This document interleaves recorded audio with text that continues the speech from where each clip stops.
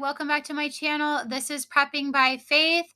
And today I wanted to share something with you guys. This is information that was actually sent to me from a sub, which I greatly appreciate. So this is talking about the G20 leaders agreeing to a global vaccination passport system. Now, this information that I'm sharing with you, this article is actually from CBN News. So this is a Christian news reporting agency, but there are other, secular media that is reporting on the same thing. So this one is actually from the Epoch Times, and this is saying similar things. And I'm going to be going over bits and pieces from each one, but I think this is critical. I think we need to pay attention to this.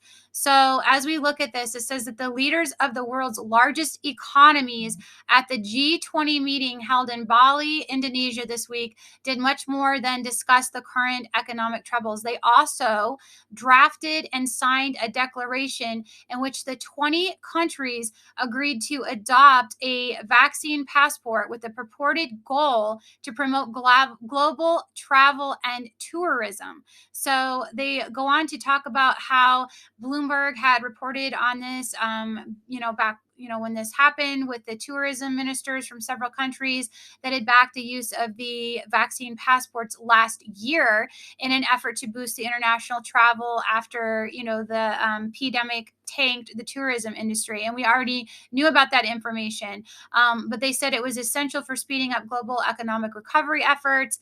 But this is definitely overreach. It is a violation of our rights.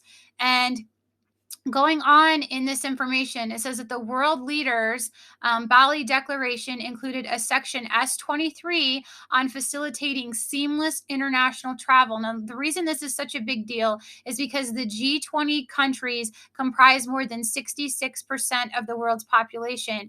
And I did not remember every single country that was a part of this, so I did go ahead and look that up for you guys. So the members of the G20 are Argentina, Australia, Brazil, Canada, China, France, Germany, India, Indonesia, Italy, Japan, Mexico, Russia, Saudi Arabia, South Africa, South Korea, Turkey, the UK, and the US. And of course, the EU also is in there as well. So I just think this is really a big deal, and we need to discuss this further. So they're talking about how this agreement has called for shared technical standards and verification methods, including these passports. And it also commits to support continued international dialogue and collaboration on the establishment of trusted digital health networks that should capitalize and build on the success of the existing standard digital passes that we have right now, right? Those digital CVID certificates that they're already using. So in a separate updated document, they vowed to move towards these interoperability systems and mechanisms, right, that include more than just the validation and proof of this, but also respecting the sovereignty of national health policies.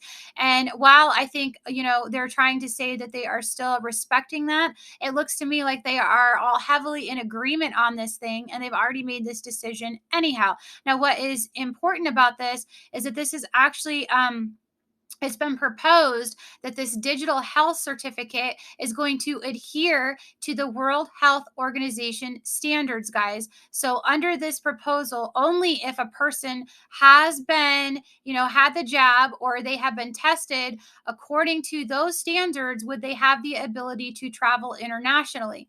And, let's go over and check out this other article. I did want to touch on a couple of things here because they go into depth as well.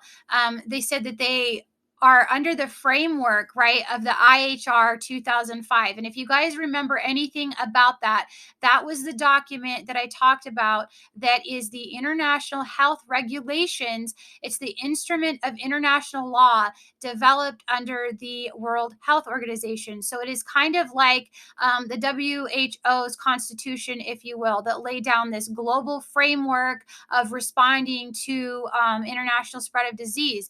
So this is something something that they are adhering to. They are promoting these, they're acknowledging this framework, and they're building all of this around this framework. And we knew this was coming. I told you guys a while ago that this stuff wasn't going to go away. It was going to keep coming back up. So they have agreed to this. And they're saying that this could be a paper or a digital code or an app that records and displays the user's health information, including your jab status. And then it's also going to include a scannable code that they said would be similar to an airline boarding pass. It's going to further incorporate tracking and tracing apps that can monitor your movement and your interactions with other people. And they say that it would even issue a warning if you were to move outside of your quarantine zone. So this is a big deal. We don't know exactly where this is going to end, but we do know that this is going to violate here in the U.S., our constitutional rights, the Americans with Disabilities Act, HIPAA, all of these things, because our records, our medical records, would be a part of this worldwide database. So, and where they're concerned and where I'm concerned is that it starts out as sort of this international travel, and then it's going to come down to, well, you can't travel, from state to state, or, they take it even further, and then, you can't go to work if you don't comply. Your kids can't go to school. You can't go and purchase food. You can't go to an event.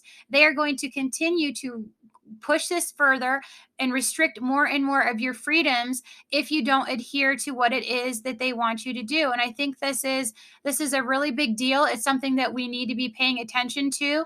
And we already know that they are bringing on the test phases of the CBDC in our own country next year. They've already started working on it in other countries. And it's interesting, seeing all these countries. These are the same countries that are working on their digital currencies, that are trying to get them up and running.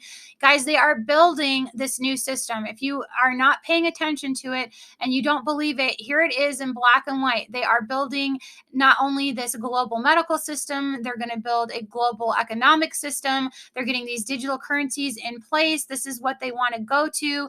I already reported on, that 10 commandments the other day. So there's the whole one world religion aspect of it. It is all convalescing and coming together if you pay attention to the bits and pieces that are moving. So I wanted you guys to be aware of this. Per usual, I will go ahead and link both of these articles for you guys in the description box so that you can check it out for yourself. And if you guys have learned something from this video today, please give me a like, share, and subscribe. And remember to pray, prep, and put God first. God bless.